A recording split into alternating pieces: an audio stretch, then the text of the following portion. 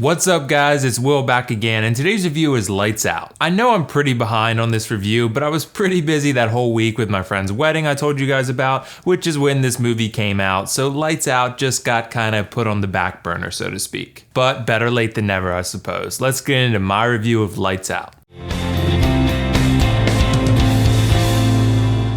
Okay, so Lights Out is a supernatural horror film about a demon that has a personal connection with a single mother named Sophie, who's the unstable and mostly considered crazy head of her family. Sophie has two children named Rebecca and Martin, who are caught up in this whole ordeal with the demon lurking over this family's house, and the rest of the movie is spent trying to uncover the demon's past and rid her from this poor family's lives. The unique thing about this demon that sort of separates it from any other supernatural being from other horror films is that it has an extreme sensitivity or weakness to light. When the lights are on, you can't see it. When they're off, well, you better run away as fast as you can or find some light or you're screwed. I should also mention that this film was directed by David F. Sandberg and is based off Sandberg's 2013 short film also called Lights Out, which can actually be watched on YouTube if you're interested. Okay, so I gotta say, I enjoyed this movie for the most part, and I would definitely recommend it if you love horror films. This film does scary as good, if not better than any horror film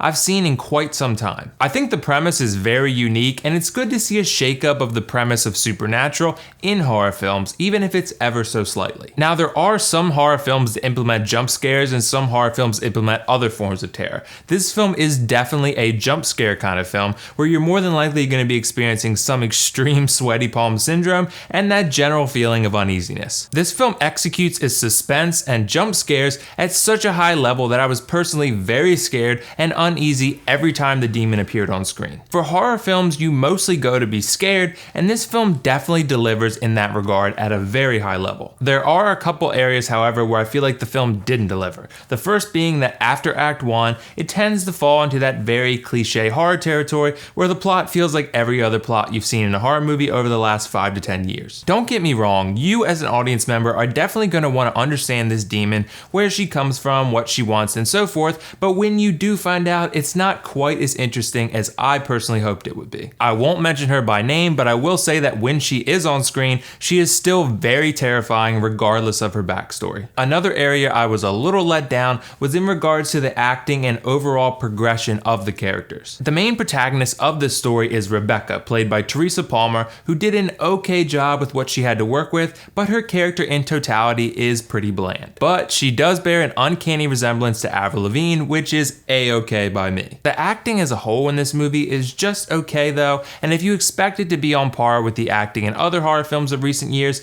then you probably won't be disappointed. Demon aside, this is pretty much a 4-character movie. The other 3 characters worth mentioning are Martin, Rebecca's younger brother played by Gabriel Bateman, Rebecca's boyfriend Brett played by Alexander DiPersia, and Rebecca's mother Sophie played by Maria Bello. All 3 of these actors do okay in their specific role, but all the characters in this movie are not ones that you're gonna remember much about down the line. The dialogue was also a tad inconsistent. Sometimes it was awesome and mysterious, and other times it felt out of place and cliche horror filmish. This is especially the case in the 3rd act of the film, which is actually great as a whole until the very end, which is pretty anticlimactic. The way this story resolves itself will likely leave you a tad disappointed because it let me down just a little bit personally. I will, however, say that the music supplemented this film's on-screen suspense perfectly. I felt like the soundtrack for this movie was pretty great, and it truly added to the suspense and horror and pure eeriness of this crazy situation this damaged family finds themselves in. Okay, so overall, I enjoyed this film for the most part. It has its flaws, but it executes its main purpose at a very high level. I thought the suspense/horror scenes were executed at an extremely high level.